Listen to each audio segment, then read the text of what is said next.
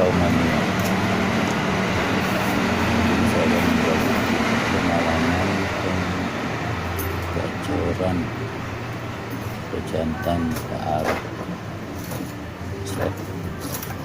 sarapan pagi hari belum kita keluarkan, terus kita jemur sekaligus kita kasih cukup mandinya. Dilihat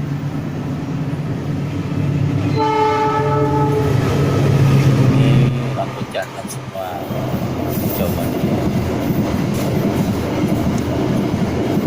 Ini kami bagi gabung bahan hijau serambut proses pemandian pagi hari. Dia akan lakukan mandi sendiri.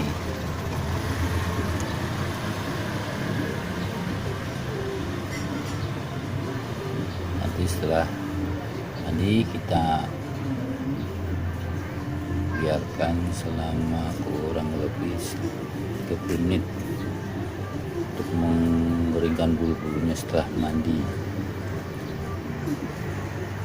Setelah itu kita kentang, angin-anginkan sekitar kurang lebih setengah menit.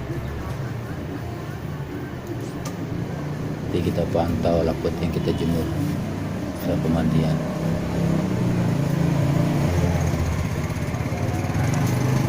Kalau nanti digantang bunyi yang kayak 1 sampai 2 kali,